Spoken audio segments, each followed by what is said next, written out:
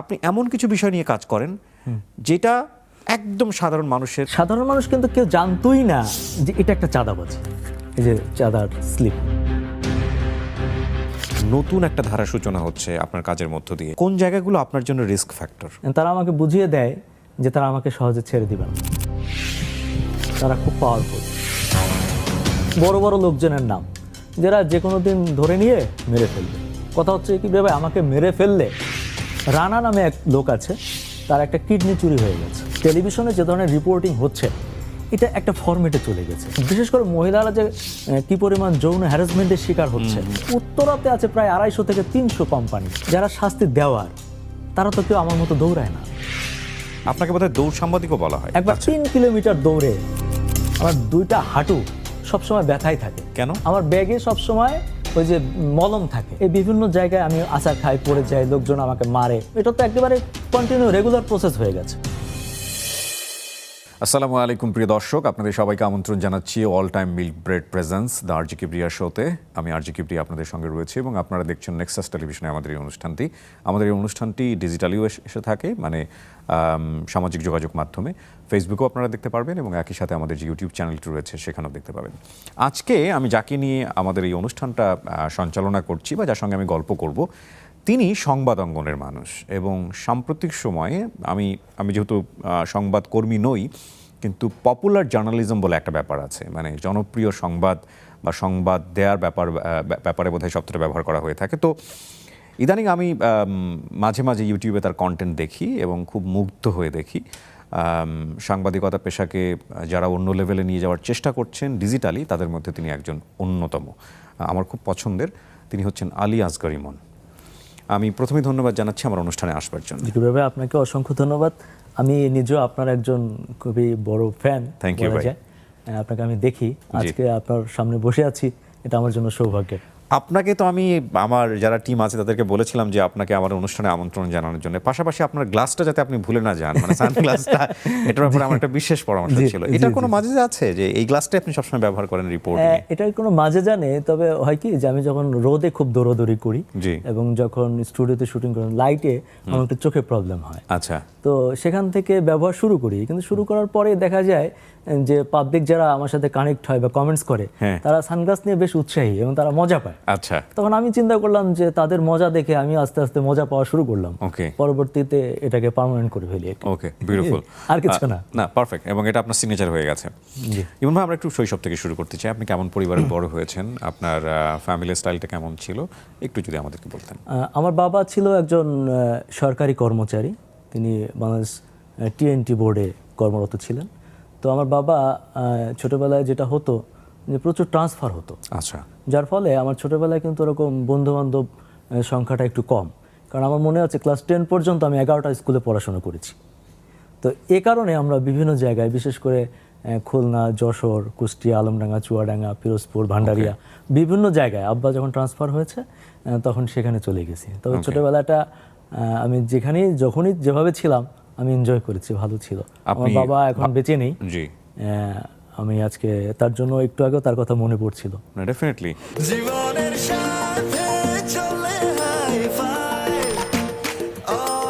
নিশ্চিন্তে খান স্বাস্থ্যকর all time পান, অল টাইম হেলদি লাইফ। আপনি বড় পরিবার? আমি বড়।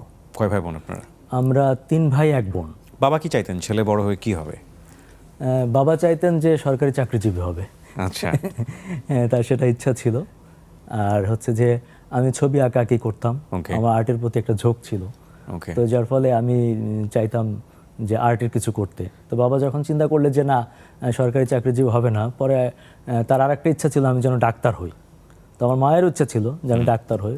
তো আমি যখন ইন্টারমিডিয়েট পাস করলাম, ঢাকাতে চলে আসলাম। আমি বরিশাল এবং পটুয়াখালীতে সর্বশেষ এসএসসি এবং এইচএসসি কমপ্লিট করি। তো আসার পরে আমি বিভিন্ন ইউনিভার্সিটিতে ইন্টারভিউ দিলাম এবং আমি মেডিকেলে চান্স পেয়ে গেলাম। ওকে। তো মেডিকেলে চান্স পেয়ে যাওয়ার পরে আমি ওখানে ভর্তি হলাম। কোন মেডিকেলে? স্যার সলিমুল্লাহতে। ওকে। ওখানে আমি পড়াশোনা করলাম। আপনার ভালো স্টুডেন্ট ছিলেন? জি, আমি সায়েন্সে এবং ভালো স্টুডেন্ট ছিলাম। ওকে। আমি জাহাঙ্গীরনগর বিশ্ববিদ্যালয়ে চান্স পেয়েছিলাম। আচ্ছা। তো পরবর্তীতে আমি পড়াশোনার পরে আমার মেডিকেলের জায়গাটা ভালো লাগতো না। মানে ভর্তি হয়েছিলেন আপনি? ভর্তি হলাম, ক্লাসও করলাম। আচ্ছা। 7-8 মাস ক্লাস করলাম। পরে আবার কি মনে হলো যে আমি যেহেতু আর্টের প্রতি ঝোঁক, আমি একটু ঢাকা ইউনিভার্সিটিতে ট্রাই করি। ঢাকা ইউনিভার্সিটি ফাইন আর্টসে চারুকলায়, জি চারুকলায়। তার পরের বছর আবার পরীক্ষা দিলাম। আচ্ছা, সেই মেডিকেলের থেকে ফাইন আর্টসে পরীক্ষা দিই এবং পরবর্তীতে আমি ফাইন আর্টসে চান্স পেয়ে যাই। পরে আমি ঢাকা ইউনিভার্সিটি ফাইন আর্টসে ভর্তি হই এবং বঙ্গবন্ধু শেখ মুজিবুর রহমান হলে আমি ছিলাম। সো আপনি ফাইন আর্টসে পড়াশোনা করেছেন? জি জি, আমি ফাইন আপনার বাবা আর্টসে কি মানে আপনার বাবা জীবিত থাকা অবস্থায় ঘটনা জি ঘটেছে? জীবিত থাকা অবস্থাতে তিনি আসলে খুব একটা স্যাটিসফাইড ছিল না। ডেফিনেটলি ওনার ধারণা ছিল যে ফাইন আর্টস থেকে পড়াশোনা করে ওনার ছেলে ওই সিনেমা হলের সামনে নায়ক নায়িকার ছবি আঁকবে। তার চেয়ে বড় কথা হচ্ছে সে মেডিকেলে ডক্টর হওয়ার কথা, সেখান থেকে সে ফাইন আর্টসে যাচ্ছে। হ্যাঁ, এবং পরিবারের বড় ছেলে, কেউ ভালোভাবে নেয়নি আর কি। রাইট, কেউ ভালোভাবে নেয়নি, কিন্তু মানে ওই যে একটা ভালো লাগা ভালোবাসা থাকে না, যার ফলে দেখা যায় আমি ফাইন আর্টসই পড়াশোনা করি। ওখানেই কমপ্লিট করেছেন? ওখানেই কমপ্লিট, অনার্স মাস্টার্স দুটোই? জি দুটোই। সো আপনার মাস্টার্স কত সালে কমপ্লিট হলো? আমি মাস্টার্স করেছি 2006-এ। ওকে। কিন্তু আমি আরেকটা আমার লাইফের যে বড় চেঞ্জ সেটা হচ্ছে আমি যখন ফাইন আর্টসে ভর্তি হই তখনই আমার চাকরি হয় দেশের একটা বেসরকারি স্যাটেলাইট টেলিভিশন চ্যানেলে, যেখানে আমি এখনো কর্মরত আছি, এটিএন বাংলাতে। সো এটিএন বাংলাতে তো লম্বা ক্যারিয়ার। জি, এটিএন বাংলাতে আমি চাকরি করছি 19 বছর প্লাস। ওরে বাবা! হ্যাঁ, তো আমি যেহেতু ফাইন আর্টসে ছিলাম, তো আমার ওই সময় আমি অ্যাজ এ ডিজাইনার হিসাবে এটিএন বাংলায় জয়েন করি। আচ্ছা। একজন গ্রাফিক ডিজাইনার হিসাবে। তখন গ্রাফিক ডিজাইনে আমি ভালো করতে থাকি। তো এটিএন বাংলার সম্মানিত চেয়ারম্যান সাহেব ডক্টর মাহফুজুর রহমান তিনি চাইলেন আমি যেন পড়াশোনাটা চালিয়ে যাই। আচ্ছা। তো একই সাথে আমি পড়াশোনা করলাম এবং চাকরিটাও চালিয়ে গেলাম, এবং একে একে আমি আস্তে আস্তে ভালো করতে থাকলাম এবং এটিএন বাংলা চেয়ারম্যান সাহেব আমাকে যথেষ্ট সুযোগ দিতে লাগলেন। তুমি যেহেতু ফাইন আর্টসের স্টুডেন্ট, 19 বছর উনি আপনার বস। জি জি। ওনার একটা আলাদা পরিচিতি আছে সাধারণ মানুষের কাছে। উনি গান করার চেষ্টা করেন, উনি একজন সফল ব্যবসায়ী। বাড়ি বোধহয় বগুড়া? বগুড়া, আর ওনার আদি বাড়ি হচ্ছে দিনাজপুর। উত্তরবঙ্গের মানুষ না? এটা আমি নিজে উত্তরবঙ্গের, তো এই জন্য একটা আলাদা হয়তো একটু ভালো লাগে। জি। বস হিসেবে উনি আসলে কেমন? মানে এটা হচ্ছে কি কিবরিয়া ভাই, আপনার শো বোধহয় কয়েকটা করতে হবে যদি ওনাকে নিয়ে বলতে গেলে। উনি একজন মানুষ হিসাবে যে কত বড় দিলের মানুষ, আচ্ছা, এটা আমি যদি ব্যাখ্যা করতে যাই তাহলে আরেকটা শো করতে হবে। আপনি বুঝতে পারেন যে আমি যখন ঢাকা ইউনিভার্সিটিতে ভর্তি হলাম তারপর থেকে আমি এটিএন বাংলায় চাকরি করলাম। এটার জন্য এটিএন বাংলা আমার জন্য যে স্যাক্রিফাইসটা করেছে ডক্টর মাহফুজুর রহমান, আমাকে যখন ক্লাস পরীক্ষা সর্বোচ্চ সুযোগ তিনি আমাকে দিয়েছে। শুধু আমার ক্ষেত্রে না, এটার মানে প্রত্যেকটা স্টাফের কে কেমন আছে, কার বাচ্চার সমস্যা, কার বাচ্চা অসুস্থ, সব কিছু তিনি দেখছেন। একটা প্রাইভেট চ্যানেলে দেখেন অনেক স্টাফরা কাজ করে, উনি প্রত্যেকের খোঁজ খবর রাখেন এবং প্রত্যেকে কিভাবে আছে। কেউ যদি মারা যায় তাহলে তার সন্তানকে চাকরি দিচ্ছেন। আমাদের একমাত্র চ্যানেল বোধহয় এটিএন বাংলা যেখানে পেনশনের সুবিধা রয়েছে। সিরিয়াসলি? জি, একজন স্টাফ যখন রিটায়ারমেন্টে যায় তখন সে পেনশন পেতে থাকে আমৃত্যু, সে যতদিনে মারা না যায়। এটিএন বাংলা? এটিএন বাংলাতে। এবং আমাদের ডক্টর মাহফুজুর রহমান সাহেব আরেকটা কথা বলেন যে এটিএন বাংলায় এসেছে তার শেষ জানাজা এটিএন বাংলায় হবে। তো দেখা যায় আমাদের কোনো স্টাফ যদি মারা যায় তাকে এটিএন বাংলার সামনে আনা হয়, সেখানে জানাজা হয় এবং 2 দিন পরে 3 দিনে একটা মিলাদ হয়। এটিএন বাংলাতে সেই মিলাদের আয়োজন করা হয় এবং সেখান থেকে তার পরিবারে যে একটু সক্ষম আছে, যাকে চাকরি দেওয়া যায়, তাকে কিন্তু এটিএন বাংলাতে চাকরি দেওয়া হয়। মানে এই কাজটা উনি করে থাকেন। মানে এরকম অসংখ্য কাজ আছে। আমাদের একটা হজ ব্যবস্থাপনা আছে যেখান থেকে প্রতি বছর আমাদের স্টাফদেরকে হজ করানো হয়। ওয়াও। তো এরকম স্যারের আরও কিছু কার্যক্রম আছে যেটা স্টাফদের জন্য খুবই পজিটিভ। আমি জানি না বাংলাদেশের একমাত্র টেলিভিশন শো কিনা এটা, আমি এটা খুব মানে উঁচু গলায় বলতে পারবো, যেখানে বসে অন্য টেলিভিশনের গুণগান গাওয়া যায়। এবং এটাই হওয়া উচিত। আমি নানা টেলিভিশনে আমি শো করেছি এবং আমি দেখেছি যে সেখানে বসে অন্য কোনো টেলিভিশনের নাম আসলে সামহাও এটাকে অ্যাভয়েড করা হতো, বা আপনি কোন টেলিভিশন থেকে এসেছেন সেটা নিয়ে কথা বলতে, আমি জানি না, এক ধরনের সংকীর্ণতা বোধহয় আছে বা একটা সিস্টেম বা পলিসি আছে, কিন্তু যে ভালো করছে তাকে ভালো বলতে সমস্যা কোথায়? এবং সেক্ষেত্রে তো হৃদ্যতা আরও বাড়ে, তাই না? আমি একটু যোগ করতে চাই, দেখেন কোনো টেলিভিশনে আপনি দেখবেন না যে এক ডিপার্টমেন্টের একটা ছেলে অন্য কোনো ডিপার্টমেন্টে বা অন্য কোনো কাজের সুযোগ পায়। আমাদের এখানে আমি এটিএন বাংলাতে দেখেছি আমাদের বেশ কয়েকজন পিয়ন তারা পরবর্তীতে সিনিয়র ক্যামেরাম্যানও হয়েছে। ওয়াও, আমরা দেখেছি।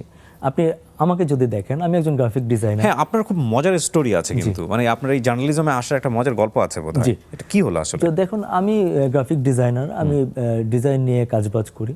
তো পরবর্তীতে দেখা গেল যে আমাদের একটা নিজেদের মধ্যে অনেক শো হয় না, পিকনিক, প্রতিষ্ঠা বার্ষিকী, তো ওখানে আমি একবার পারফর্ম করলাম জার্নালিস্ট হিসেবে। না, তাহলে আমি তখন জার্নালিস্ট ছিলাম না। আমি তো জার্নালিস্ট হলাম জাস্ট 1 ইয়ার, হ্যাঁ 1 বছর আগে। হ্যাঁ, আমি একটা এমনি পারফরমেন্স করলাম, যে একটা ছোট নাটকের মতো করলাম, একটা যাত্রাপালা টাইপ। ওকে।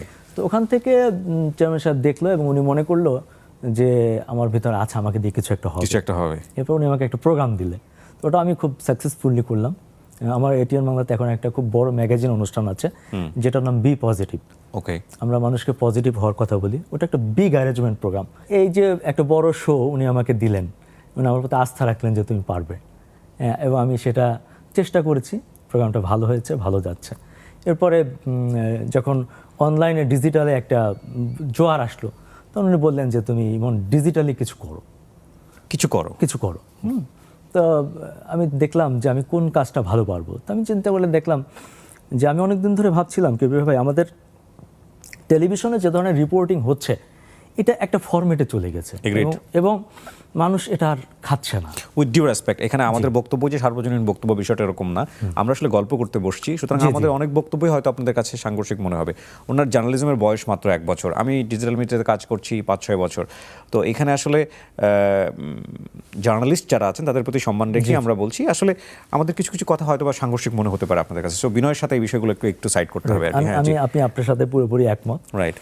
তো আমি চিন্তা করলাম, দেখলাম যে এটার একটি সোশ্যাল মিডিয়া খুলে আপনি দেখবেন যে মানুষ লাইভ জিনিসটা দেখতে পছন্দ করে, যে সরাসরি কি হলো। হ্যাঁ, শুটিং, এডিটেড, এই জিনিসগুলো মানুষ একটু কম পছন্দ করে। তো আমি সেই জায়গাটা থেকে কাজ শুরু করলাম এবং দেখলাম যে আমার ওই কাজগুলো মানুষের কাছে আস্তে আস্তে গ্রহণযোগ্যতা পেল। তবে আমি যে জার্নালিজমের হিউজ বেশি জানি কিভাবে ভাই, এটা ঠিক না।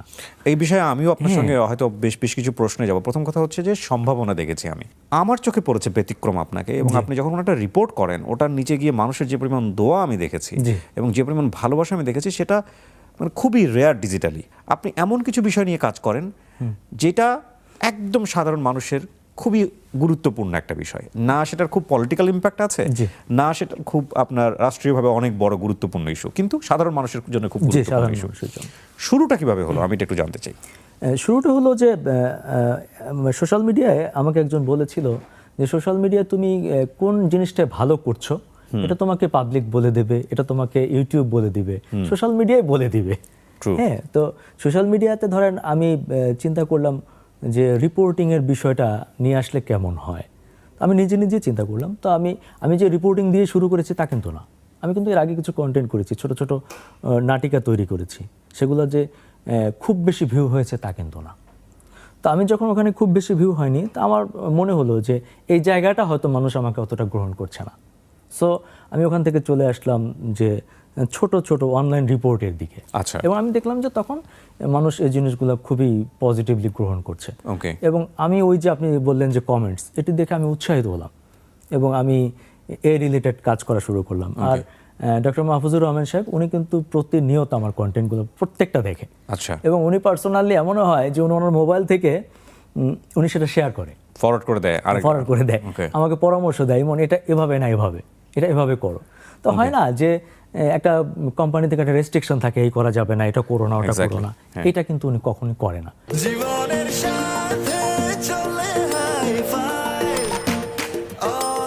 নিশ্চিন্তে খান স্বাস্থ্যকর অল টাইম পান, all time healthy life. Journalism করতে গিয়ে নিশ্চয়ই হরেক রকমের অভিজ্ঞতার মুখোমুখি আপনি হয়েছেন, এবং কিছু কিছু রিপোর্ট দেখে আমার নিজের মনে হয়েছে যে একটু আগে চশমাটা যে অবস্থায় ছিল, এখন চশমাটা সে অবস্থায় নাই।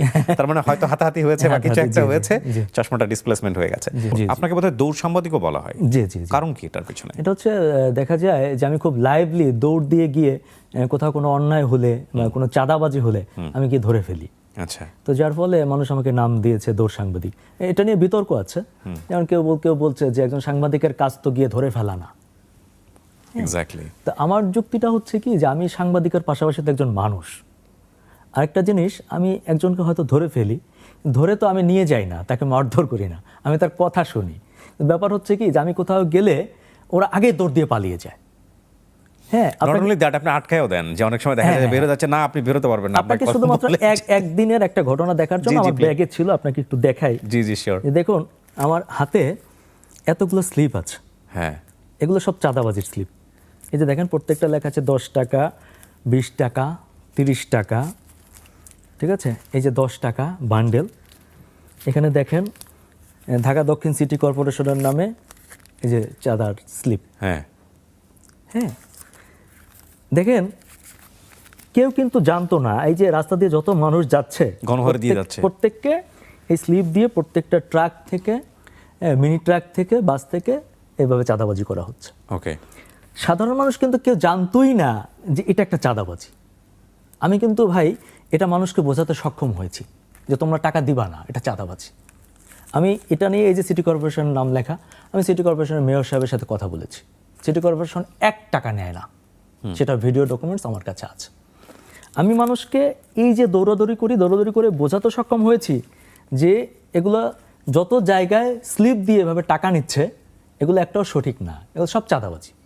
তার মূল প্রমাণ হচ্ছে গিয়ে আমি যখনই ধরি তারা দৌড় দিয়ে পালিয়ে যায়। তোমরা যদি সঠিক হও তাহলে দৌড় দিয়ে পালানোর কি আছে, আমার সাথে কথা বলো। কিন্তু কেউ কথাই বলতে চায় না, দৌড় দিয়ে পালিয়ে যায়। আপনি এরকম আপনি কিভাবে আমার বাসায় স্তূপ হয়ে গেছে এরকম চাঁদাবাজির স্লিপে, এটা আপনাকে দেখালাম। শুধু একদিনে আমি এই পরিমাণ, মানে এই যে স্লিপ রেখে পালিয়ে যায়, পরে আমি এগুলো কিন্তু টোকায় নিয়ে আসছি।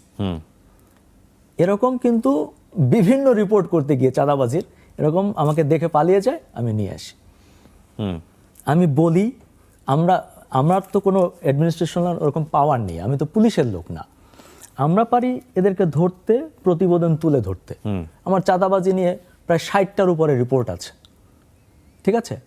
আপনি খোঁজ নেন না যে থানায় আছে কয়জন, গ্রেপ্তার হয়েছে কতজন, ব্যবস্থা নিয়েছে কতজন। ইভেন বহু রেকর্ড আছে যে আমি গিয়ে পুলিশে দিয়ে আসছি, আমি ওই চাঁদাবাজের নাম্বার নিয়ে আসছি, পরদিন ফোন করে দিছি, সে ফোন ধরছে এবং সে বাইরে আছে। নয়াবাজারে প্রকাশ্যে চাঁদাবাজি হয়, সজীব নামে এক ছেলে চাঁদা তুলে, আচ্ছা, তাকে আমি 4 বার ধরেছি, একই ছেলেকে। একবার 3 কিলোমিটার দৌড়ে আমি ওই সজীবকে ধরেছি। 3 কিলোমিটার আমি ওর পিছনে দৌড়াইতেই থাকছি, আমার ক্যামেরাম্যান সহ। ক্যামেরাম্যানের কি অবস্থা, আমি তো সেটাই চিন্তা করছি। ক্যামেরাম্যান আমার সাথে সাথে দৌড়ায়। একে 3-4 বার ধরার পরেও মানে এটা কিন্তু কোনো ব্যবস্থা নেয়নি। কারণ আমি রাগ করে আমার নিউজে বলি কি ভাই, আমরা ধরতে পারি, জানাতে পারি কর্তৃপক্ষকে, আমরা তো শাস্তি দিতে পারি না। হ্যাঁ, যারা শাস্তি দেওয়ার তারা তো কেউ আমার মতো দৌড়ায় না। ইভেন আমি দৌড়ে এনে যে ধরে দেই তাদের ব্যাপারে ব্যবস্থাও নেয় না। এখন এখানে তো আমার আর কিছু করার নেই, আমার জায়গাটা আমি কাজ করছি। কিন্তু আপনার সাংবাদিক ভাই ব্রাদার যারা আছে তারা নিশ্চয়ই আপনাকে বলে না যে তুমি অতিরিক্ত করে ফেলছো, বেশি ইমোশনাল হয়ে যাচ্ছ? জি বলে, হ্যাঁ জি বলে, আমাকে বলে যে তোমাকে যে কোনো দিন তুলে নিয়ে যাবে, তোমাকে শেষ করে দিবে। চাঁদাবাজদের পিছনে লাগছো, এরা কারা জানো? পুরান ঢাকার অমুকের লোক, অমুকের লোক, নামগুলো সবই বলছে, আপনাকে বললাম না, বড় বড় লোকজনের নাম, যারা যে কোনো দিন ধরে নিয়ে মেরে ফেলবে। কথা হচ্ছে কি ভাবে, আমাকে মেরে ফেললে যদি ঢাকা শহরে চাঁদাবাজি বন্ধ হয়, ফেলুক। একটা জায়গায় আমি যখন স্টাডি করেছি, হ্যাঁ, আমি দেখেছি যে শুধুমাত্র এই চাঁদাবাজির কারণেই কিন্তু আপনার পেঁয়াজের দাম বেড়ে যায়, আপনার শাকসবজির দাম বেড়ে যায়। আপনি চাঁদাবাজিগুলো যদি বন্ধ করতে পারেন, একটা ট্রাক ঢাকার বাইরে থেকে ঢাকায় আসতে সর্বনিম্ন 5,000 টাকা শুধু চাঁদা দিতে হয় বিভিন্ন জায়গায়। আপনি 5,000 টাকা ট্রাক থেকে কমিয়ে দেন, দেখেন আপনার সবজির দাম কত কমে যায়। আমরা যখন বাজারে যাই, কান্না আসে, কিছু কিনতে পারি না, সাধারণ মানুষ হাহাকার করে, আমাকে জানায়, আমি দেখি। আমরা এরকম যদি কিছু উদ্যোগ নিতে পারি, এদেরকে যদি বন্ধ করতে পারি, এই চাঁদাবাজি কিন্তু বন্ধ হয়ে যাবে। শুধু একটা সেক্টর না, আপনি অনেকগুলো সেক্টর নিয়ে কাজ করেছেন। কিছুদিন আগে আমি দেখলাম যে কোন একজন প্রবাসী না, তিনি আসলে দেশের বাইরে যেতে চাচ্ছেন এবং ভদ্রমহিলা কোন একটা জায়গায় প্রতারিত হয়েছেন, তাকে বাসায় নিয়ে রাখা হয়েছে। জি। এবং যিনি ওনাকে রেখেছেন তিনি আবার মাঝখানে বডি ম্যাসাজও নিয়েছেন তার কাছ থেকে।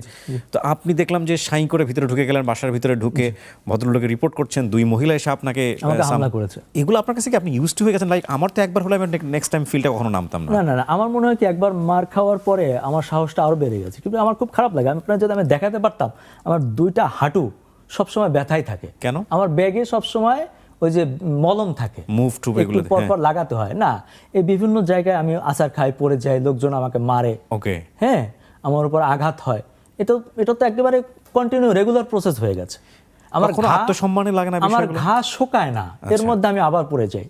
পাসপোর্ট অফিসের দুর্নীতি ধরতে গিয়ে, দালাল ধরতে গিয়ে আমি দীর্ঘদিন হাঁটুর ব্যথায় বাসা থেকে বের হতে পারিনি।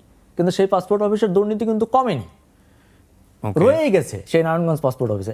আপনি এখনো যান, দেখবেন দালালরা সেখানে লুটে পুটে খাচ্ছে। এখন আমি দৌড়াচ্ছি, আমি আঘাত পাচ্ছি, হ্যাঁ, আমি কিসের জন্য করছি এটা দেখার বা এটা বোঝার মানে লোকজন খুব কম, বা বুঝছে না বললেই চলে।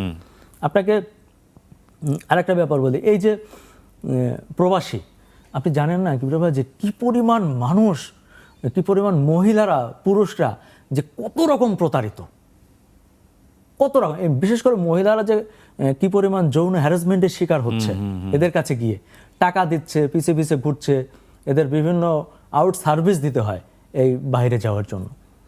এই জায়গাটা নিয়েও কেউ কথা বলছে না। হ্যাঁ, জীবনের সাথে চলে হাই-ফাই নিশ্চিন্তে খান স্বাস্থ্যকর অল টাইম পান। All time healthy life. আপনি এত প্রবাসীরা যে কত ভোগান্তির মধ্যে আছে, আপনি আমার বেশ কয়েকটা লাইভ দেখবেন ফেসবুকে। আমি সৌদি আরব নিয়ে কথা বলছিলাম, ওখানে একটা রুমের মধ্যে 126 জন না খেয়ে আছে। তাদের কষ্ট, কান্না আমি সহ্য করতে পারি না। আমি ফেসবুক লাইভে আমি অনেক সময় উত্তেজিত হয়ে উল্টাপাল্টা বলে ফেলি। আমাকে বলে, আপনি এভাবে বলেন কেন? আপনি যদি মানুষ হন তাহলে আপনাকে ওভাবে বলতে হবে, আপনি সহ্য করতে পারবেন। আমি নিতে পারি না। আমি সৌদি এম্বাসি এদেরকে টার্গেট করে বলছিলাম যে এখানে কি কেউ নাই দেখার মতো, এদেরকে মা বাপ নাই, এম্বাসি আছে কিসের জন্য, ওদের কাজ কি? আমি এগুলো বলার পরে সেই 126 জনের একটা চাকরির ফয়সালা হয়েছে এবং 126 জন এখন ভালো আছে, আলহামদুলিল্লাহ। এখন কথা হচ্ছে কি ভাই, আমি যদি একা অপদস্থির শিকার হই, আমি যদি একা মার খাই, এরপর যদি আমার 126টা ভাই ভালো থাকে, সেটাই সই, সেটাই সই। আমার এখন এই জিনিসগুলো না একটা সময় টার্গেট হয়ে গেছে যে যা হয় হবে, কাউকে না কাউকে ঝুঁকিটা তো নিতে হবে। আমি জানি কি প্রিয় ভাই, আমি পরিবর্তন করতে পারবো না এই দেশটা, আমি কোনোভাবেই পরিবর্তন করতে পারবো না, কারণ এত বড় বড় মানুষজন পারছে না, আমি একটা ক্ষুদ্র মানুষ কীভাবে পারবো? কিন্তু আমার কথা হচ্ছে কি, আমি শুরুটা তো করি, আমি শুরু করি, হয়তো আমাদের পরবর্তী প্রজন্ম শেষ করবে। আজকে আপনি যদি কি ভাই চাঁদাবাজির বিরুদ্ধে কথা না বলেন, প্রকাশ্যে চাঁদাবাজি হচ্ছে, আপনি প্রতিবাদ করলেন না, আমি প্রতিবাদ করলাম না, আমরা গা বাঁচায় চললাম, সবচেয়ে ক্ষতিটা কার হবে জানেন? ক্ষতিটা কিন্তু আমাদের জিনিসপত্রের যে দাম বেড়ে যাবে এই পর্যন্ত তা না, ক্ষতিটা যে দেশের হবে, মান সম্মান যাবে তা না, ক্ষতিটা হবে আমাদের পরবর্তী প্রজন্মের। আমাদের বাচ্চারা শিখতেছে যে আমরা ভাবে টাকা দিচ্ছি। হ্যাঁ, আপনার বাচ্চা কিন্তু দেখছে যে আপনি মাথা নত করে আছেন, তা আপনার বাচ্চা ভবিষ্যতে উটপাকি হবে, এরাও প্রতিবাদ করবে না। এবং এটা না করতে আমরা দিন দিন এমন একটা জাতিতে পরিণত হতে যাচ্ছি যে আমরা কেউ কিছু, সবাই দেখবো, প্রতিবাদের ভাষাই নাই আমাদের, সবকিছুতে কেউ ভুলে কিছু যাচ্ছি। বলবো না, আমরা কেউ কিছু বলবো না। আপনাকে আরেকটা অভিজ্ঞতা বলি, আমি যে শুধু যে একটা সেক্টর নিয়ে কাজ করি, ডেফিনেটলি আপনি বিভিন্ন সেক্টরে কাজ করেছেন। হ্যাঁ, আমি বৃদ্ধাশ্রমে গিয়েছিলাম। ওকে, আমার খুব খারাপ লাগছে, আমার মায়ের মতো এক মহিলা। দেখুন, মানুষের জীবন আপনাকে কোথায় নিয়ে যাবে আপনি নিজেও জানবেন না, আমরা কিন্তু জানি না যে আমি কই যাব। হ্যাঁ, আপনি বললেন না যে আমি জার্নালিস্ট হয়েছি, আমি পপুলার, মানুষ পছন্দ করে, কিন্তু আপনাকে আমি ক্লিয়ার করে বলতে চাই যে আমি একজন আর্টিস্ট, আমি সেলিব্রিটি হইতে কিন্তু মিডিয়াতে আসি নাই। আমার কাজ কিন্তু সেলিব্রিটি হওয়া না, আমার টার্গেটও সেটা না। আমার টার্গেট হচ্ছে আমার জায়গা থেকে যদি আমি কিছু মানুষের জন্য কিছু করতে পারি। আমার মতো আরো অনেকেই বলছে, হয়তো আমার প্ল্যাটফর্মটা ভালো, আমার কথা শুনছে, বা আমার বলার স্টাইলটা ভালো, সো আমি এটাই কাজে লাগাচ্ছি। আমার যার যার জায়গা থেকে তো যুদ্ধটা করতে হবে। ডেফিনেটলি আর্ট অ্যান্ড জার্নালিজমের একটা অদ্ভুত সংমিশ্রণ আপনার কাজের মধ্যে আছে। Definitely I do agri. এবং এটা শুধু আমাদের দেশে না, বহির্বিশ্ব বিষয়টায় খুবই মানে জার্নালিজম থেকে হোক বা উপস্থাপনার জায়গা থেকে হোক, সবসময় বলা হয় যে একটা নিরপেক্ষ স্ট্যান্ড রাখা উচিত, যিনি উপস্থাপনায় থাকছেন কিংবা যিনি জার্নালিজমে আছেন। কিন্তু আমার মনে হয় যে কখনো কখনো পক্ষ নেওয়াটা খুব জরুরি, এবং সেই পক্ষ নেওয়াটা হয়তো সাধারণ মানুষ পছন্দও করেন। হ্যাঁ, এবং ওই যে আপনি বললেন যে আমরা যেহেতু মানুষ, আমরা সবসময় নিরপেক্ষ থাকতে পারি না, আমাদের অন্যায় দেখলে আমাদের ভেতর কাঁদবে, এবং সেই কান্না কিছুটা হলেও আমাদের চোখে মুখে প্রতিফলিত হয় ডেফিনেটলি। প্রথম কোন রিপোর্টটা আপনার খুব জনপ্রিয় হলো, যেটাই মূলত ব্রেক থ্রু এনে দিল আপনার জন্য? প্রথম রিপোর্ট ছিল চাঁদাবাজিরই একটা রিপোর্ট। আচ্ছা, চাঁদাবাজির একটা রিপোর্ট। ওকে, কোন সেলিব্রিটিকে নিয়ে কি কখনো কোনো নিউজ করা হয়েছে যেটা নিয়ে আপনি বিতর্কের মুখে পড়েছেন? সেলিব্রিটি বিষয়টা পরে আমি ভুল না করে থাকি, সালমান মুক্তাদিরকে নিয়ে বোধহয় আপনি একটা কাজ করেছিলেন, আমার হুট করে মনে পড়লো, এবং যেটা নিয়ে কিন্তু ওই সময় ব্যাপক আলোচনা হচ্ছিল, সমালোচনা হচ্ছিল। জি জি, এটার কারণ হচ্ছে যে সালমান মুক্তাদিরের তার বিয়ে যখন হয়েছিল তখন, তো আমার ওই রিপোর্টটা অনেক মানুষ পছন্দ করেছিল, আবার অনেকে অপছন্দও করেছিল, রাইট। সেটা নিয়ে একটা বিতর্ক হয়েছিল, রাইট। সেটা নিয়ে সালমা মুক্তাদির যে নিজেও আমার সাথে কথা বলেছিল, হ্যাঁ আমাকে কমেন্টস করেছিল এবং আমার সাথে কথাও হয়েছিল। তো আমি বিষয়টা আমার পক্ষ থেকে তাকে ব্যাখ্যা দেওয়ার চেষ্টা করেছি এবং সে স্যাটিসফাইড ছিল। না, অনেক সময় হয় না যে ধরেন আমি সালমান মুক্তাদির ইস্যু নিয়ে কথা বলছি না, মানে অনেক সময় হয় যে আমরা একটা রিপোর্ট করে ফেললাম, কিন্তু অনেক সময় রিপোর্ট না, যে কোনো কাজই হতে পারে, তারপরে মনে হয় যেটা একটা মিস শট বা একটা মিস ফায়ার ছিল। আমি টার্গেটলি যেটা লাইক কিছুদিন আগেও আমি একটা এরকম একটা কাজ করেছিলাম, আমি এখন রাইট নাও হয়তো বা বলবো না যে কাকে নিয়ে করেছিলাম, পরবর্তীতে দেখলাম যে পাবলিক এটাকে খুব ভালোভাবে নেয়নি বা আমি আসলে যেই মেসেজটা দিতে চেয়েছি সেটা পারফেক্টলি যায়নি। তখন কি করার সুযোগ থাকে? কারণ এটা তো আপনি একটা প্ল্যাটফর্ম থেকে করছেন, এটা একটা ব্যান্ডানা থেকে করছেন, লাইক আপনি এটিএন বাংলা থেকে করছেন, আপনার নিজস্ব প্ল্যাটফর্ম না, কিন্তু লোকজন আপনাকে আঙ্গুল তুলছে, তখন কিছু করার থাকে, নিজের জায়গা থেকে কিছু বলার থাকে বলতে ধরুন আপনাকে একটা উদাহরণ দিই, যে মোহাম্মদপুরে হঠাৎ করেই রমজান মাসের মধ্যে টিসিবি থেকে চিনি দেওয়া হলো। সেই চিনি ওখানকার সাধারণত একটু বস্তিবাসী লোকজন বেশি, টিন শেড ঘর বেশি, তারা সবাই চিনি নিল। চিনি নিয়ে সবাই সন্ধ্যাবেলা শরবত বানালো, কেউ কেউ পায়েস রান্না করলো। তো ইফতারের সময় সবাই দেখলো যে ওই শরবতটা চিনির শরবত না হয়ে লবণের শরবত হয়ে গেছে, পায়েসগুলো লবণের পায়েস হয়ে গেছে। আমরা পরে জানলাম যে চিনির বস্তার মধ্যে লবণ মিক্সড করে চিনির পরিমাণটা বাড়ানো হয়েছে। ঠিক আছে, তো এটা খুব ইফেক্টিভ ছিল। সাধারণ মানুষ মানে চিন্তা করতে পারে না যে এরকম আবিষ্কার, মানে এটা বাংলাদেশে সম্ভব, মানে পৃথিবীর সম্ভব না, যে চিনির মধ্যে মানে কি কনসেপ্ট চিন্তা করেন যে চিনির মধ্যে আপনি লবণ মিক্স করলে এটা বেশি হয়ে যাবে পরিমাণে। তো এটা কিভাবে সম্ভব? তো এটা খুবই ইফেক্টিভ ছিল। বাট টিসিবির মহাপরিচালক, মন্ত্রী মহোদয়, অন্য যারা ছিলেন তারা একটু আমার উপর ক্ষুব্ধ হয়েছিলেন এবং আমাকে ফোন করেছিলেন যে আপনি এভাবে রিপোর্টটা ছাড়লেন, আমাদের সাথে কথা বলে ছাড়তেন। হ্যাঁ, তা ওই সময় রিপোর্টারের কাজ তার সাথে কথা বলা না। হ্যাঁ, তো এখন ওনাদের সাথে আমি কি কথা বলবো? তো আমি আমার পক্ষ থেকে ব্যাখ্যা দেওয়ার চেষ্টা করলাম। তারপর ওনারা আমাকে ডাকলেন। আমাকে ডাকার পরে আমি তাদের অফিসে গেলাম। যাওয়ার পরে মানে ক্যামেরার বাইরে অনেক কিছুই কথাবার্তা হয়েছে, যেখান থেকে আসলে কিছু কিছু ক্ষেত্রে মানে আমাকে খারাপ পরিস্থিতির মুখোমুখি হতে হয়েছিল এবং সেদিন আমার মাথাটা কিছুটা হলেও নত হয়ে যায়। দুঃখজনক যে আসলে সবসময় মাথা উঁচু করে থাকা যায় না। কিছু কিছু ডিমোটিভেট হন না এতে? না, হই না, ডিমোটিভেট হই না, খারাপ লাগে, কষ্ট লাগে, কিন্তু আমার ভালোবাসার যে মানুষগুলো আছে তাদের কাছে আমি কি বলবো আমি এই জায়গা থেকে সরে গেলে, এই চিন্তা করে আমি ওভাবে ডিমোটিভেট হই না। তারপরে আমরা তাদের পক্ষে আবার আরেকটা রিপোর্ট করি। টিসিবির পক্ষে? হ্যাঁ, পক্ষে। এবং তারা আমাকে বলে আরেকটা রিপোর্ট করার জন্য, আমি তাদের সেই কথা মেনে নিই এবং নিয়ে তাদের পক্ষে আবার আরেকটা রিপোর্ট করি, যেটা আসলে টিসিবির দায় ছিল না, এটা ছিল ওই সংশ্লিষ্ট ডিলারের দায়। আচ্ছা, হ্যাঁ, এরকম। এবং ওনারা আমাকে ওনাদের স্টোরে নিয়ে যায় এবং দেখায় যে এখান থেকে এরকম হওয়ার কোনো সম্ভাবনা নেই। এবং আমি সেটা করে দিই আর কি। এরকম একটা বিষয়টা আমার কাছে খুবই দুঃখজনক ছিল এবং তারা যেভাবে আমাকে ফোন করেছিল, যেভাবে ডেকেছিল, সেটা খুবই দুঃখজনক একটা অভিজ্ঞতা ছিল। সামহাও এটা ওনারাও হয়তো ডিজার্ভ করেন, কারণ যদি কোনো ডিলারের ফল্ট হয়ে থাকে তাহলে সেটার দায়িত্ব টিসিবি নেবে না। সো এখানে আমাদের লার্নিংয়েরও একটা ডেফিনেটলি বিষয় আছে। তো এমন কি হয়, যেহেতু আপনি ব্যাকগ্রাউন্ড জার্নালিজম না, কিন্তু আপনি ভালো জার্নালিজম করার চেষ্টা করছেন, অনেক সময় ভুলভাল হয়ে যাচ্ছে এবং সেটার ইম্প্যাক্টও পড়ছে?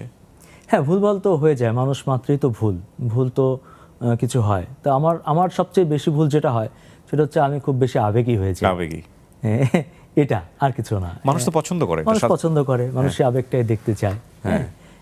এখানে হয়তো একটু বেশি আবেগ হয়ে যায়, তো সাংবাদিকদের হয়তো অত আবেগ থাকতে হয় না, ঠিক আছে। কিন্তু আমি এটাও অনেক ক্ষেত্রে মনে করি না যে সাংবাদিকদের কাজই হচ্ছে রুটিন ওয়ার্ক করা, অ্যাসাইনমেন্ট করা। সাংবাদিক সে তো 24 ঘন্টার জন্য সাংবাদিক। আমি এরকম চিন্তা থেকে কাজ করি। এই নিউজগুলো আপনার কাছে আসে কিভাবে? মানে আপনি নিশ্চয়ই বাছাই করেন যে আমি কোনটা নিয়ে কাজ করবো, কোনটা নিয়ে কাজ করতে পারবো না। জি। এই সর্ট আউট প্রক্রিয়াটা হয় কিভাবে? এটা হচ্ছে যে বিভিন্ন জায়গা থেকে আমার সাথে যোগাযোগ করে, আমাদের অফিসেও যোগাযোগ করে, অফিসের ফোন নাম্বারে ফোন করে, সেখান থেকে কিছু তথ্য আমাকে দেওয়া হয়। আবার অনেকে আমার সাথে সরাসরি আমার ফোনে যোগাযোগ করে, হোয়াটসঅ্যাপে যোগাযোগ করে। ওখান থেকে যেই আমি স্টোরিগুলো শুনি, যেটা আমার কাছে মনে হয় যে আমার সাথে যায় বা খুবই জনগুরুত্বপূর্ণ, সেরকম বিষয়গুলো বাছাই করে নিয়ে এরপর আমি করি। তবে এখন ইদানিং দেখা যায় যে প্রতিদিনই বিকেলের দিকে অসংখ্য লোক আমাদের অফিসে ভিড় করে। আচ্ছা। হ্যাঁ, যাদেরকে আমি খুব চেষ্টা করি আমার যত কষ্ট হোক সময় দিতে। আর একটা জিনিস কখনোই হয় না, খুব এমার্জেন্সি শুটিংয়ে থাকলে, যেমন এখন আমি হয়তো ফোন ধরতে পারছি না, এছাড়া আমি প্রায় সারা রাতই ফোন রিসিভ করি। বিউটিফুল। আমি চাই যে কোনো মানুষ যেন আমার সাহায্য যে পাবে না এটা যেন না হয়। এই সাহায্যটা তারা যে শুধু নিউজ নিচ্ছে তা না, একটা পরামর্শ করছে। রাইট। বিড়ম্বনাও আছে যে 2 দিন আগেও ধরেন এক মহিলা অনেক রাতে ফোন করে বললো আমি স্বামীর সাথে থাকবো না, আপনি কোথায় আছেন, এখন আপনি আমার সাথে দেখা করেন। অনেক রাতে। আচ্ছা, by the way, are you married? Yeah. So এরকম একটা ডায়লগ যদি আপনার ওয়াইফ পাশে থেকে শুনে ফেলে তো নিজের সংসার নিয়ে টানা আছাড়া শুরু হয়ে যাবে। এটা এখন তারাও একটু অভ্যস্ত হয়ে গেছে যে সো তারপর কি হলো ভদ্রমহিলার সঙ্গে? তা আমি ওনাকে বোঝানোর চেষ্টা করলাম যে আসলে আপনি কালকে আপনি আমাকে ফোন করেন, আমি আপনার বিষয়টা শুনবো। না, আমি এখন বাসা দিয়ে বেরোয় যাবো, ওর সাথে সংসার করবো না, আপনি কই আছেন, আমি আসতেছি। মানে বিশাল আপন ভাবে আপনাকে, বিশাল আপন ভাবে। এবং এই আপনের মায়ায় পড়ে প্রিয় ভাই হয়তো অনেক আবেগী কাজ করে ফেলি। অনেক বড় ভাইয়েরা আছে, সাংবাদিকরা আছে, আমাকে বলে যে আমি হয়তো কখনো ভুল করব, বাংলাদেশ তো, এখানে যে কোনো মুহূর্তে আমি স্লিপ করতে পারি। এক্স্যাক্টলি। যে কোনো মুহূর্তে একটা ক্ষুদ্র ঘটনা আমি স্লিপ করে পড়ে যেতে পারি। এক্স্যাক্টলি। এটা আমাকে বলে, কিন্তু আমি সবাইকে একটাই বলি যে আপনাদের দোয়া আছে না, আমি তো খারাপ কিছু করছি না। হ্যাঁ, আবার আমি আমার ব্যক্তিগত জীবনটাও ওভাবে লিড করি। আমি খুবই সিম্পল জীবনযাপন করি। আমার বাসায় যে হিউজ কিছু আছে তা না, আমি কোনো মতে জীবনযাপন করি। আমি দ্রব্যমূল্যের ঊর্ধ্বগতির জ্বালায় আমি নিজেই খুব হতাশার মধ্যে আছি। আমার নিজের চলার জন্য কোনো গাড়ি নেই। হ্যাঁ, আমার একটা পুরানো বাইক আছে, ওটাই আমি চালাই। আমি আমার মতো করে একটা জীবনযাপন করি। তো আমাকে বলে যে আপনি যে এত দৌড়ান, এ শক্তি কই পান? তো আমি আসলে বিলিভ করি কি ভাই যে আমার সততা আমার একটা বড় শক্তি। ডেফিনেটলি। হ্যাঁ, আমার সাথে এত মানুষের কথা হয়, এত মানুষের সাথে দেখা করি। হ্যাঁ, কোথাও থেকে আপনি কখনো শুনবেন না যে অনেকেই মনে করে সাংবাদিক মানেই টাকা। আমাকে ফোন করে, ভাই এই যে আমার বিষয়টা বললাম, ক টাকা লাগবে? আপনাকে আরেকটা ঘটনা শেয়ার করি। জি। রানা নামে এক লোক আছে, তার একটা কিডনি চুরি হয়ে গেছে। কিডনি চুরি হয়ে গেছে। কিডনি কিভাবে? সে বেকার, আমাদের ঢাকার একটা বিশ্ববিদ্যালয়ের, একটা প্রতিষ্ঠিত নামি দামি বিশ্ববিদ্যালয়ের একজন ভিসি তার কিডনিটা চুরি করেছে। জীবনের সাথে চলে হাই-ফাই, নিশ্চিন্তে খান স্বাস্থ্যকর অল টাইম পান, অল টাইম হেলদি লাইফ। এবং তার কিডনি নিয়ে তার ওয়াইফকে দিয়েছে। আচ্ছা। তার ব্লাড গ্রুপ ম্যাচিং ছিল। তো রানাকে বলেছে, রানা তুমি তো বেকার ছেলে, তোমার কিডনি যদি একটা আমার স্ত্রীকে দাও তাইলে আমি তোমাকে ইউনিভার্সিটিতে চাকরি দিয়ে দিব। আচ্ছা। হ্যাঁ, এবং তোমাকে আমি 5 লাখ টাকা দিব, তোমার জীবন ভালোভাবে চলে যাবে, মানুষ একটা কিডনি তো বাঁচে। সেই কথা মোতাবেক এই রানা ভারতে চলে যায়। ভারতে গিয়ে সেই ভিসির ওয়াইফ একে কিডনি দিয়ে আসে একটা। কিডনি দিয়ে আসার পরে ওই ভিসি রানাকে মাত্র 5,000 টাকা দিয়ে তাড়িয়ে দেয়। তাকে 5 লাখ টাকাও দেয়নি এবং তার সাথে কোনো যোগাযোগও রাখেনি। তাকে চাকরি দেওয়ার তো প্রশ্নই আসে না। ওকে। এখন রানা যখন মানুষের দ্বারে দ্বারে যাচ্ছে, থানায় যাচ্ছে, বিভিন্ন জায়গায় যাচ্ছে, তখন ওই ভিসি সাহেব থানায় একটা জিডি করে ওর এগেনস্টে। আমি ওর কাছ থেকে কিডনি নিয়ে ওকে আমি টাকা পয়সা বুঝিয়ে দিয়েছি। তার মানে এটা একটা স্বীকারোক্তি যে আপনি কিডনি নিয়েছেন। ওকে, ফাইন। এটা তো একটা বিশাল ফল্ট। এটা আমার কাছে চলে এসেছে। ওকে। হ্যাঁ, তো সে কিন্তু স্বীকার করলো যে সে কিডনি নিয়েছে। কিডনি নেওয়া এবং দেওয়া দুটোই দণ্ডনীয় অপরাধ। হ্যাঁ, তো সেই কিডনি নিয়ে সে তার স্ত্রীকে লাগিয়ে দিয়ে, সে যথেষ্ট ধনী, ঢাকাতে তার বাড়ি আছে, তার ছেলেমেয়েরা কানাডাতে পড়াশোনা করে, কিন্তু এই ছেলেটাকে 1 টাকা দেয় না। এখন সেই ছেলেটা ঢাকায় না থাকতে পেরে কীভাবে চিটাগং চলে গেছে। চিটাগং গিয়ে সে ওখানে একটা বস্তিতে থাকে। ওখান থেকে আমার সাথে ফোনে যোগাযোগ করেছে। আমি ভিডিও কলে দেখেছি সে কি খারাপ জীবনযাপন করছে। এখন কিবরিয়া ভাই, যে তাকে আমি রিপোর্ট করব কি, প্রতি সপ্তাহে আমার তাকে টাকা পাঠাইতে হয় তার ওষুধ কেনার খরচের জন্য। আপনি কি রিপোর্ট করেছিলেন পরবর্তীতে তাকে নিয়ে? না, আমি এখনো রিপোর্টটা করতে পারিনি, আমি হয়তো রিসেন্টলি করব। কিন্তু দেখেন, এই ছেলেটার প্রতি সপ্তাহে যে ওষুধ খরচ আছে, এটা যদি আমি চালাতে যাই আমার সংসার চলে না। কিন্তু আমি প্রতি সপ্তাহে আমি চলতে পারি বা না পারি, বাজার করি বা না পারি, এই ছেলেটার জন্য আমি তাকে চিকিৎসার খরচ পাঠাই, ওই ওষুধ খেয়ে থাকে। এখন ছেলেটাকে রিপোর্ট করতে হলে তাকে ঢাকায় আনতে হবে এবং ঢাকায় এনে ওই ভিসি সাহেব বা অন্য যারা আছে সংশ্লিষ্ট কথা বলতে হবে প্রত্যেকের সাথে। এখন আমার প্রশ্ন হচ্ছে, এই ছেলেটাকে যদি ঢাকায় আনিয়ে আমি কই রাখবো, কি খাওয়াবো? আমার কাছে ওই সামর্থ্য নাই, যার ফলে আমি রিপোর্টটা এখনও করতে পারিনি। কারণ ওই ছেলে চিটাগংয়ে আছে কোনোভাবে, ওখানে কম টাকায় চলা যায়। ঢাকাতে একটা ছেলেকে যদি আমি রাখতে চাই, আমার 8 থেকে 10,000 টাকা তার বাসা এটিএন বাংলা কি এই লেভেলের সহযোগিতা করে? প্রতিষ্ঠানের জায়গা থেকে বোধহয় এই লেভেলের সহযোগিতা আসার কথাও হ্যাঁ, না। ওই প্রতিষ্ঠান থেকে আসে, কিন্তু আমি প্রতিষ্ঠানকে এখনো বিষয়টা ওভাবে সহযোগিতা চাইনি আমি। হ্যাঁ, আমি এটা নিয়ে চিন্তা করি। আমি একটা পর্যায় পর্যন্ত সবকিছু ব্যক্তিগতভাবেই চেষ্টা করি সলভ করার।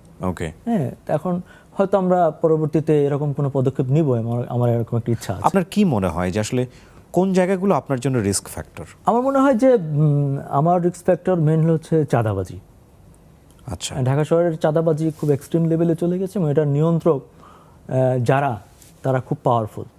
ওকে, আমি তাদেরকে ধরতে পারি না, কিন্তু আমি খবর পাই যে কারা করছে, ঠিক আছে? এবং তারা আমাকে বিভিন্নভাবে বুঝিয়ে দেয় যে তারা আছে, তারা আমাকে বুঝিয়ে দেয় যে তারা আমাকে সহজে ছেড়ে দিবে না। ওকে, ঠিক আছে? এবং এটাতে যারা জড়িত আছে আসলে খুবই দুষ্কর এদের কাছ থেকে বেঁচে থাকাটা। এটা আমি বুঝি, এটা আমি অনুভব করি, এবং আমার প্রতি কোনো রকম চাপ নেই, কিন্তু দু একটা কথা এমনভাবে আসে আমি বুঝতে পারি যে এই কলকাঠির গোড়া কোথায়, এবং সেটা অনেক গভীরে কিংবা অনেক উপরে। জি, ডিজিটালি আপনি খুবই পপুলার একজন জার্নালিস্ট এবং মানুষজন আপনাকে ভীষণ পছন্দ করে। এবং আমি কিছুদিন আগে এরকম একটা রিপোর্ট দেখছিলাম, সম্ভবত কোনো একজন প্রতিবন্ধী পরিবার, তারা জিডি করতে পারেনি থানাতে, এবং নারায়ণগঞ্জে সম্ভবত এটা সোনারগাঁ থানাতে, এবং আপনি সেখানে ছুটে গেলেন, আপনি সরাসরি গিয়ে চার্জ করলেন ওসি থেকে শুরু করে সবাইকে, যে জিডিটা কেন নেওয়া হয় নাই। এই যে সিম্পল বিষয়, তাদের জন্য ডেফিনেটলি এটা খুবই গুরুত্বপূর্ণ একটা বিষয়। এগুলো নিয়ে আপনি কাজ করেন, আপনি আসলে বাছাই করেন কিভাবে যে না, এটা নিয়ে কাজ করলে এটা একটা বড় ধরনের ম্যাসিভ অডিয়েন্সের কাছে যেতে পারে? আমি মূলত খুব মানবিকতার জায়গাগুলোকে প্রায়োরিটি দিই। ওকে, হ্যাঁ, যে কোন মানুষটা সবচেয়ে বেশি অসহায়, যার পাশে আমি দাঁড়ালে তার একটা বড় উপকার হবে। একজন বাক প্রতিবন্ধী, সে নিজেই কথা বলতে পারে না। হ্যাঁ, আমার রিপোর্ট আমি শেষে বলেছি যে আমি শুনেছিলাম যে বোবার কোনো শত্রু নাই, ওখানে গিয়ে দেখলাম যে বোবারও শত্রু আছে। এটা কি অটোমেটিক্যালি চলে আসে ওই সময়, একদম ইনস্ট্যান্ট ফিল, যেটা আপনি সেটাই বলে দেন? আমার কোনো প্রিপারেশন থাকে না বা কোনো স্ক্রিপ্ট থাকে না এটার। ওকে, এটা আমার খুবই খারাপ লাগে, এবং আমি কিন্তু তৎক্ষণাৎ সেখানে ছুটে যাই এবং তাদের পাশে দাঁড়াই। আমি যাওয়ার পরে কিন্তু জিডি বা অন্যান্য যা হলো সবই হলো, কিন্তু তার আগে মানে প্রায় সারাটা দিন, সে সকাল থেকে রাত 11টা পর্যন্ত একটা প্রতিবন্ধী পরিবার থানার সামনে বসে থাকলো, কিন্তু কেউ কিছু করলো না, কোনো উদ্যোগ নিল না, তাদের সাথে মিসবিহেভ করা হলো। তো এই যে জায়গাগুলো, যে মানবিকতার যে জায়গাগুলো, সেখান থেকে দিয়ে আমি দেখলাম যে পুরা গ্রুপ অফ পিপল যারা চাকরি দেওয়ার নামে প্রতারণা করছে, তাদেরকে আপনি এটা একটা ইম্পর্টেন্ট পয়েন্ট। দেখেন, আমাদের লাখ লাখ যুবক যুবতী বেকার, সেখানে আপনি দেখবেন প্রায় চাকরির অভাব নাই, সোশ্যাল মিডিয়া খুললেই চাকরি আর চাকরি, অমুক পদ, হ্যাঁ, ম্যানেজার, সহকারী ম্যানেজার। আপনি কি জানেন এগুলো সব ভুয়া? এবং ঢাকাতে উত্তরাতে আছে প্রায় 250 থেকে 300 কোম্পানি এরকম ভুয়া, যারা এরকম ভুয়া, প্রত্যেকে ভুয়া। আমি গত মাসে 2টা কোম্পানিকে ধরায় দিছি পুলিশকে, মানে যার একটাতেই ছিল 26 জন, যার ভিতরে 11 জন নারী। আমার কাছে খুব খারাপ লাগছে যে ইয়াং নারী, এদেরকে আমি ধরায় দিলাম, কিন্তু এরাও এটার সাথে ইনভলভ। এবং প্রতিদিন অসংখ্য অভিযোগ, এবং ফরম্যাট কিন্তু এক, কোনো টাকা পয়সা লাগে না, কিন্তু আপনি যাওয়ার পরে 600 থেকে 1000 টাকা দিয়ে একটা ফর্ম কিনতে হবে। এরপর আপনি যে চাকরির জন্য থাকবেন খাবেন, এটার জন্য 3500 টাকা দিবে, ট্রেনিংয়ে 5000। তো এরকম একটা লিমিট, মোটামুটি 25 থেকে 30,000 টাকা নেয়। নেওয়ার পর পরের দিন বা একটা ডেট দিয়ে ওই দেশে আসে, ওই ডেটে আসার পরে ওনার কাজ হচ্ছে আরও লোকজনকে আনা। অহরহ আছে উত্তরা, আপনাকে আমি 10টা একদম এখন দিতে পারবো অ্যাড্রেস সহ, কেউ কোনো ব্যবস্থা নিচ্ছে না। আর একটা হাউস আছে, সেখান থেকে 2টা মেয়ে আমার অফিসে আসছিল, তারা ওভাবে প্রতারিত। হ্যাঁ, তো তাদের সাথে আমরা যোগাযোগ করলাম, ওরা যোগাযোগ করলো, বললো যে ইমন ভাই আসতে বলেন, আমাদের জেল খাটার অভ্যাস আছে। 12-14 বার জেল খাটছে, জেলে যায় 1 থেকে 1.5 মাসের মধ্যে বেরোয় আসে, আবার আসে। আর একটা কোম্পানিকে জানি যারা 6 জন মালিক, 2 জন কন্টিনিউ জেলেই থাকে, 2 জন বেরোয়, আবার 2 জন যায়। পুলিশের কাছে অভিযোগও যাচ্ছে, পুলিশ ব্যবস্থাও নিচ্ছে, আবার 2 মাস পরে বেরিয়ে আসতেছে, আবার 2 জন চলে যাচ্ছে জেলে। এই জেলে যাওয়া কিছু হয় না, কারণ তারা লাখ লাখ টাকা ইনকাম করছে। জেলে গিয়ে কি হবে? এটা একটা বিশাল ব্যাপার। আর প্রবাসীদের যে কেসটা, প্রবাসীদের অবস্থা ভীষণ খারাপ। প্রবাসীর আরেকটা বিষয় আছে, যেমন ম্যাক্সিমাম প্রবাসী বাংলাদেশে এখন বউয়ের প্রতারণা। এক্স্যাক্টলি, আমি এটা নিয়ে বোধহয় আপনার একটা রিপোর্ট হলো যে সারা জীবন পরিশ্রম করে এসে দেখে বউ চলে গেছে হয়তো কোনো ফ্রেন্ডের সাথে। খুবই কমন ফ্যাক্ট। ওহো, খুবই কমন ফ্যাক্ট। হ্যাঁ, কালকে রাতেও আমাকে একজন ফোন দিছে, ভাই আমি তো দুবাই থেকে বলছি। কি সমস্যা, আপনার কি ওয়াইফ চলে গেছে? ফান করে বলছি, হ্যাঁ ভাই, এই কাহিনী খুবই কমন। বিদেশে যাবে, স্বামী টাকা পাঠাবে, আর এই যে এখানে যে বউ থাকবে সে জায়গা সম্পত্তি করবে বয়ফ্রেন্ডের নামে। ও হো, কি করবেন? বাট এই ইস্যুগুলো নিয়ে কিন্তু কখনো মেইন স্ট্রিম জার্নালিজমে কিন্তু এভাবে অ্যাড্রেস করা হয় নাই। কখনোই হয় নাই। এই জায়গাগুলো নিয়ে আমাদের কিন্তু আরো কাজ করা উচিত, Right. আরো কাজ করা উচিত। আবার সমস্যা হচ্ছে কি ভাই, এখন ভালোবাসার সংজ্ঞা পাল্টে গেছে, ঠিক আছে? এখন হচ্ছে যে ওই যে 2 বাচ্চা 3 বাচ্চার মা আপনি নিয়ে আসবেন, ভাগা আনবেন, হ্যাঁ, আইনে হেভি একটা স্ট্যাটাস দিবেন, ভালোবাসা জনম জনম, এহকালেও তুমি পরকালেও তুমি। এখন এটা হচ্ছে ভালোবাসা। আর কি করবেন, ভালোবাসার সংজ্ঞা তো চেঞ্জ হয়ে গেছে। এক মহিলা নরসিংদীর, তার 3টা বাচ্চা, এরপরে সে তার প্রেমের সম্পর্কে জড়াই হয়েছে বিজিবির এক কর্মকর্তার সাথে। ও বুঝেন, তার স্বামী বিদেশ থেকে টাকা পাঠায়, টাকা চলে যায় বিজিবি কর্মকর্তার হাতে। ওহো, সে দীর্ঘদিন পর টের পায় বাংলাদেশে চলে আসে। আয়সা তার বউকে ধরার পরে তাকে প্রচণ্ড মারধর করার পরে এক পর্যায়ে তাকে ডিভোর্স দিয়ে দেয়। সে ডিভোর্স পাওয়ার পরে ওই বিজিবি কর্মকর্তার ঘরে চলে যায়, বাসায় চলে যায়, এবার সেখান থেকেও মারধর করে। এরপর মারধর করার পর সে বিজিবি কুড়িগ্রাম না কোথায় অফিস, তার যেখানে অফিসে চলে যায়। অফিসে যাওয়ার পর অফিসের লোকজনও তাকে মারধর করে বের করে দিচ্ছে। এখন আমাকে ফোন করছে, ভাই ভালোবাসার মূল্য কি কোথাও পাবো না? আমি তাকে ভালোবাসলাম, আমার 3টা বাচ্চা রাইখা আমি তার প্রেমে পড়লাম, ভালোবাসলাম, টাকা দিলাম, পয়সা দিলাম, সে আমাকে দিনের পর দিন আমাকে ভোগ করছে, আমরা স্বামী স্ত্রীর মতো থাকছি। এখন আমার স্বামীও আমার বাইর করে দিল, হ্যাঁ আমারে নেবে না। ভালোবাসার মূল্য কি এই দুনিয়ায় নাই? আপনি এটার বিচার করেন। এখন 999 ফোন দেওয়ার গল্পের এখন মতো। কি ভাই, আমি এখন এই ভালোবাসার মূল্য আমি কিভাবে দেবো আপনি বলেন? এখন ভালোবাসার সংজ্ঞা তো এভাবে চেঞ্জ হয়ে গেছে আমাদের দেশে, আমাদের সমাজে। সোশ্যাল মিডিয়ার কারণে হ্যাঁ অনেক ভালো কাজ হচ্ছে, আমরা ভালো কাজ করার সুযোগ পাচ্ছি, রাইট। কিন্তু সোশ্যাল মিডিয়ার কিছু নেগেটিভ দিক আছে, যে আমাদের সংসারগুলোর যে কি বাজে অবস্থা, ভাই খুবই খারাপ অবস্থা। আপনি যদি একটু গভীরে যান, মানে ভালো আছে এমন সংসার খুব কম আছে, এবং এটার জন্য ম্যাক্সিমাম সোশ্যাল মিডিয়াই দায়ী। কিন্তু আপনি এটা বলতে গেলেই আপনি মানে আনসোশ্যাল হয়ে যাবেন। আপনি বৃদ্ধাশ্রম নিয়ে কিছু একটা বলতে চাচ্ছিলেন, কোন একটা কিভাবে? আসলে আমরা কেউ জানি না যে আমাদের জীবন আমাদেরকে কোথায় নিয়ে গিয়ে ঠেকাবে। তো বৃদ্ধাশ্রমে আমার একটা ধারণা ছিল যে মধ্যবিত্ত, হয়তো স্বামী স্ত্রীর ঝগড়ার কারণে শ্বশুর শাশুড়ি কেউ একজন বৃদ্ধাশ্রমে থাকে, এরকম একটা আমাদের কনসেপ্ট আছে। কিন্তু আমরা জানি না যে বৃদ্ধাশ্রমে আরও কত মানুষ থাকে। আমি লাস্ট একটা বৃদ্ধাশ্রমে গিয়েছিলাম, সেখানে একজন ভদ্র মহিলা, আমার মায়ের বয়সী, পরিচয় হয়েছিল। উনি জাতিসংঘে চাকরি করতো, ওকে, এবং জাতিসংঘের সদর দপ্তরে ছিল দীর্ঘদিন, এবং কান্ট্রি ডিরেক্টর হিসাবে তিনি বাংলাদেশে কাজ করেছেন, মালয়েশিয়াতে কাজ করেছেন, এবং আফ্রিকাতেও কাজ করেছেন কয়েকটা দেশে। সেই মহিলাকে আমি গিয়ে পেলাম বৃদ্ধাশ্রমে। মানে আমি আমার এই টোটাল কেরিয়ারে আমি এতটা অবাক হইনি যেটা কিভাবে সম্ভব। তো তার কাছ থেকে শুনলাম যে আসলে আমরা যদি জীবনের সিদ্ধান্ত নিতে ভুল করি না, তাহলে তার পরিণতি আসলে খুব খারাপ হয়। তো উনি আমাকে বারবার, উনি অনেক কিছু বলতে চাচ্ছিল না, তো ওনাকে আমি বললাম যে আপনার জীবন থেকে একটা কথা আমাকে বলেন যেটা আমাকে মেনে চলতে হবে। সেটা হচ্ছে সবসময় সঠিক সিদ্ধান্তটা নিতে হবে, এবং তোমার বুঝতে হবে যে তোমার কে আপন কে পর। তো ওই মহিলা, ওনার সাথে আমার এখনও যোগাযোগ হয়, আমি ওকে ফোন করি, খোঁজখবর নেই, ঈদেও কথা হয়েছে আমার সাথে। আমার ওনার জন্য খুব খারাপ লাগে, খুব কষ্ট হয় যে এই লেভেলের একজন ভদ্র মহিলা, যাকে এই বয়সে দেখার মতো কেউ নাই। এক্স্যাক্টলি, জীবন ঘনিষ্ঠ কাজ করছেন আপনি, জীবনের খুব কাছাকাছি থেকে আপনি একদম সাধারণ মানুষের, মাটির কথাগুলো তুলে নিয়ে আসছেন। আপনার ক্যামেরা একদম সাধারণ মানুষের কাছে যাচ্ছে, এবং সেটাকে আমরা ডিজিটালি দেখতে পাচ্ছি। নতুন একটা ধারার সূচনা হচ্ছে আপনার কাজের মধ্য দিয়ে, এবং আমি বিশ্বাস করি অনেকেই হয়তো এই পথ অনুসরণ করবেন। অনেক বেশি দোয়া এবং শুভেচ্ছা থাকছে, শুভকামনা থাকছে ইমন ভাই আপনার কাজের জন্য। অনেক ভালো থাকবেন আপনি, ভালো কিছু হবে নিশ্চয়ই। আপনাকে অসংখ্য ধন্যবাদ আমাকে ডাকার জন্য। জি, ভালো থাকবেন। দর্শক, এই ছিল all time milk bread presents the RG Kibria শোর আজকের পর্ব। যারা তখন আমাদের সঙ্গে ছিলেন তাদেরকে আরও একবার আমন্ত্রণ জানাচ্ছি, আগামী শনিবার আরও একজন অতিথিকে নিয়ে দেখা হবে। সেই পর্বটি দেখার আজকের মতো